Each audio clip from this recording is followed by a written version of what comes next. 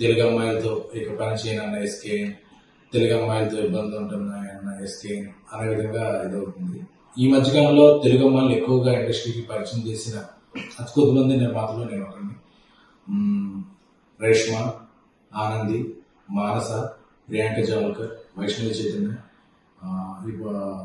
ఐశ్వర్య, కుషిత, వీళ్ళందరినీ ఇప్పటివరకు ఇంట్రడ్యూస్ చేయడం, వర్క్ చేయడం జరుగుతుంది. అలాగే నెక్స్ట్ రాబోతున్న సినిమాలో హారిక, ఇంకొక కొత్త అమ్మాయి, ఇలా ఒక 8-9 మంది అమ్మాయిల్ని పరిచయం చేశారు. అలాగే ఈషా రెబ్బా, ప్రియా వడ్లమాని, ఈ మధ్య ఇనయ్య, ఇలాగా ఆల్రెడీ ఇంట్రడ్యూస్ అయిన ఒక 4 అంటే 12-13 అమ్మాయిలతో నా కెరీర్లో నేను పనిచేసింది 80% తెలుగు అమ్మాయిలు.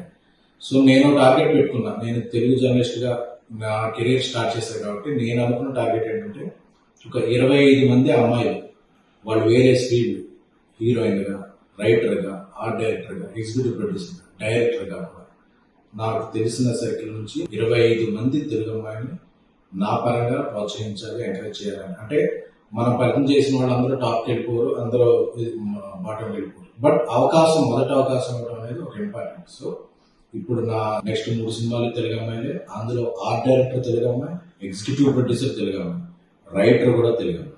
సో ఇంతమంది తెలుగు అమ్మాయిని నేను ప్రోత్సహిస్తున్నాను. సో ఏదో ఒక ఫన్ బాంటర్లో జరిగిన ఒక చిన్న జోక్ని అదేదో ఒక స్టేట్మెంట్ లాగా వద్దేయద్దు, దాన్ని స్ప్రెడ్ చేయద్దు అనేది నా కోరిక. ఎందుకంటే ఈ మధ్యకాలంలో ఇంతమంది తెలుగు అమ్మాయిలకి ఎవరు ఏదో ఇవ్వలేదు. ప్లస్ నేను దాన్ని ఒక ఉద్యమంలా ముందుకు తీసుకెళ్తున్నాను కాబట్టి ఏదో ఒక జోక్లా తీసుకున్న తప్ప దాన్ని ఒక స్టేట్మెంట్ లా తీసుకుని ఇక తెలుగు అమ్మాయిలకి అవకాశం లేదు. ఎందుకంటే నేను చేస్తున్న సినిమాలు, చేయబోయే సినిమాల్లో కూడా నా ఫస్ట్ ప్రిఫరెన్స్ తెలుగు అమ్మాయిలకే. సో దీంట్లో ఇక ఎటువంటి ప్రచారానికి తావివ్వద్దని కోరుకుంటున్నాను. Thank you.